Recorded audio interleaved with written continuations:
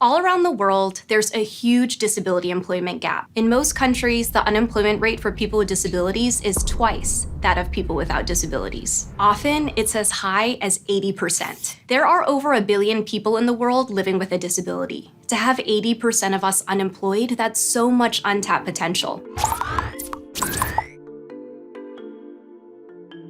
In the US, the Americans with Disabilities Act prohibits discrimination in hiring and requires employers to provide reasonable accommodations. And studies show that companies who prioritize disability inclusion are more profitable overall. So what exactly is the problem? Recruiters, human resources staff, managers, they tend to think of hiring people with disabilities as a social good or as something they have to do to meet a quota. But they should be hiring disabled people because of our strengths and all of the value and innovation we can bring. Here are 3 things every workplace can do to truly welcome people with disabilities. First, stop making assumptions. Our culture tends to treat disability as a medical diagnosis, a tragedy, or a charity case. And all of these things are rooted in pity. They prevent us from being seen as peers and equals. These assumptions lead to a lot of avoidance. People tend to not ask us about our lives and hobbies outside of work, or don't invite us to company social outings. There's so much fear about saying the wrong thing that instead people say nothing at all. They treat disabled people like we're invisible, when all we want is to be seen and heard and accepted like anyone else. When to succeed at work, you need to have people who see your full potential, because without that, nobody wins. So please, take the time to get to know us, invite us to things, and listen to our answers.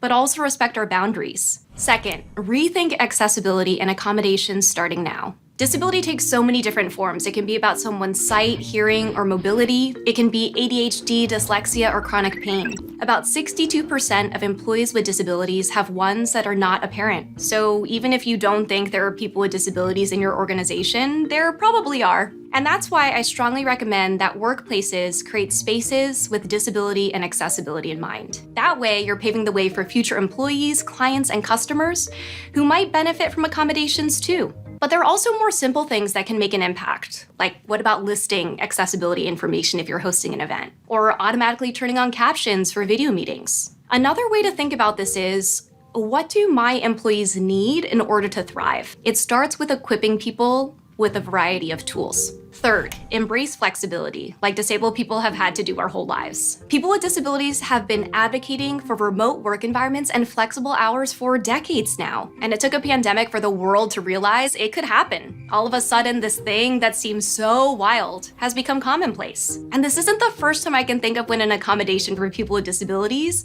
ended up improving life for society at large. Audiobooks, curb cuts, closed captioning, even electric toothbrushes.